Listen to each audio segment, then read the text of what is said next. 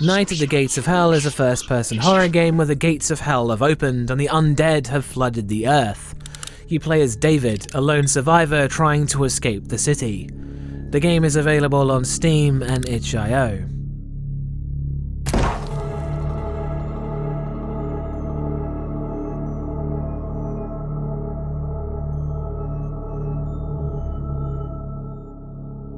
Atmosphere. The game's atmosphere is a mixed bag. On one hand, there's some really intense moments of exploring the dark and seemingly endless hallways of the apartment complex, and delving into creepy locations in town with a low poly graphics and CRT filter to give it a grimy, nasty vibe as you deal with the horrific zombies.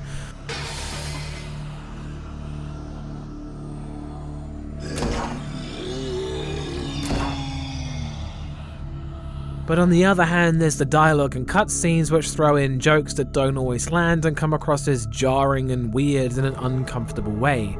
Some of them are genuinely funny, but it's more often that they're awkward and confusing with lots of things that happen for no apparent reason that end up hurting the immersion.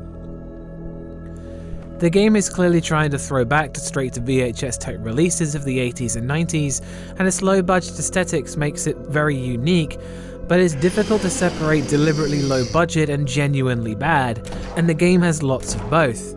The cutscenes are extremely memorable because of the odd dialogue that catches you off guard, and whilst it's crude for the sake of being crude to fit in with its inspiration, it's difficult to go back to exploring a dead town full of cultists and zombies with the events of the cutscene still fresh in your mind.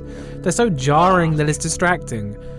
The atmosphere outside of the cutscenes is reminiscent of Night of the Living Dead and zombie flesh eaters, and it makes small references to both.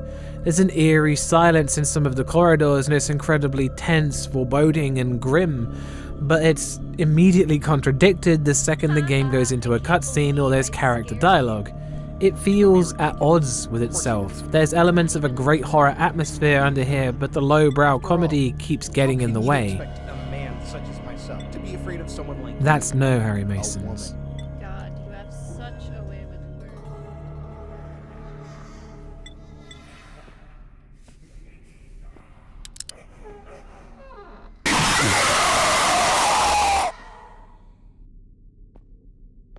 Scares.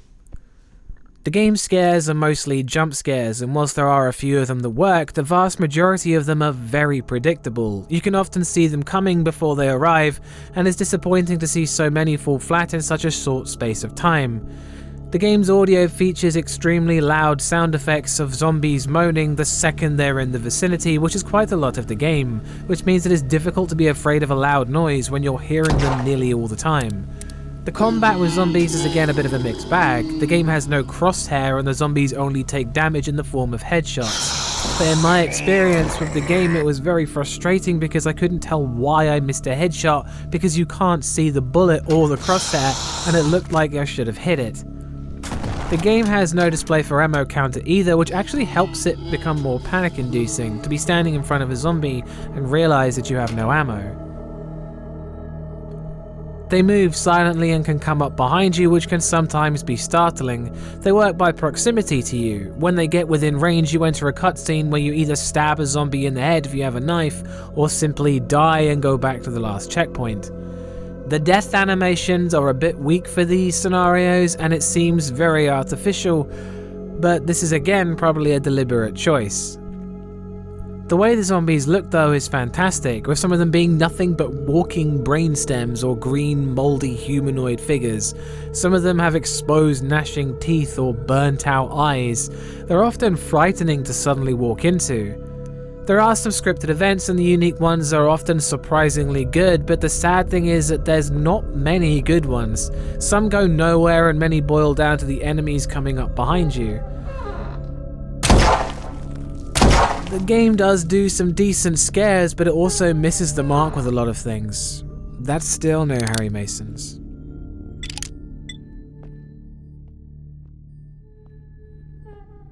Sound design. The game's music ranges from creepy low ambiance to intense and maddening organs and strange whistling noises. Some of these are taken straight from the designer's previous game, Bloodwash, and they mostly work well here. The ambiance really helps to build dread in some of the early game environments, and the final stand music is fantastic in its respective section. A lot of the enemy sound effects though are way too loud to the point where it hurts to listen to them, and you'll be hearing them a lot. Some are incredibly piercing, and some are deliberately low bitrate to try and fit in with the era of the game they're trying to recreate.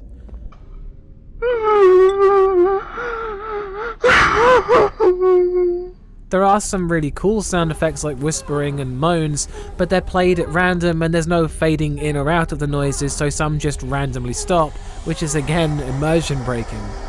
There's no reverb on anything, and a lot of areas feel stunted and cramped as a result. It's odd, but it does seem to work in the game's favour. The voice acting and dialogue are both very questionable. When people are trying to sound serious, they don't because of the way the lines were read, and when they say something silly, it's just jarring. The characters are still somehow likable despite this, even if some are very weird.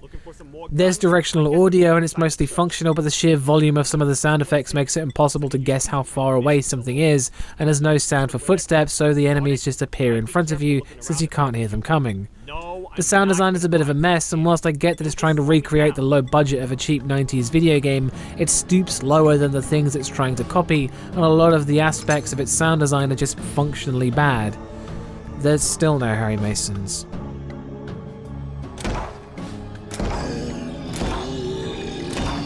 Gore.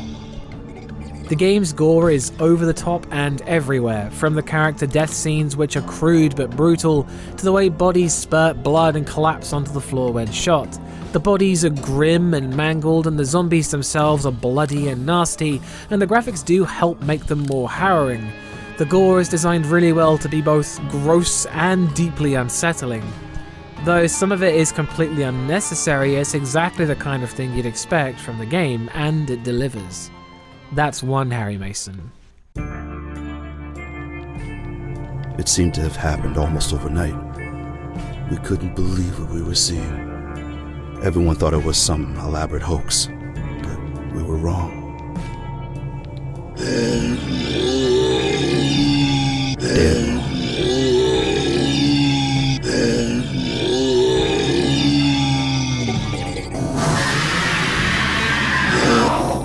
Story. The game's story follows David as he tries to escape zombies and a hellish cult that opened the gates of hell. It's not exactly an original concept, and the story doesn't really go anywhere with it. It sets the scene and lets the characters struggle in its environments with lots of cliche video game and movie scenarios, but it does a decent job with unsettling diary entries to build up the antagonist before you meet them. But the game's conflicting tones really make it difficult to get into the game.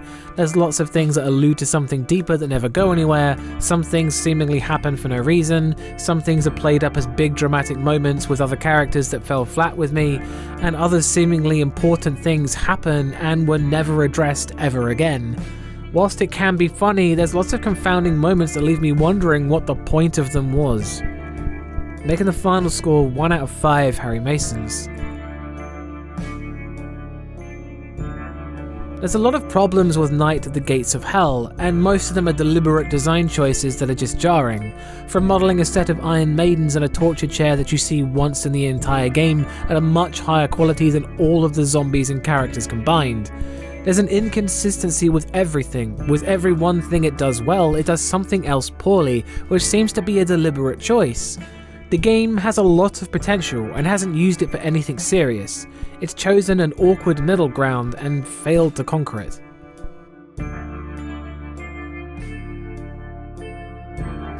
Again, I'd like to remind you, this whole thing is down to my opinion on horror games, and if you don't share this opinion, then that's cool, I get it. There will be more horror reviews in the pipeline, and thanks for watching. You can always go check out Bumps in the middle of the night. Peace.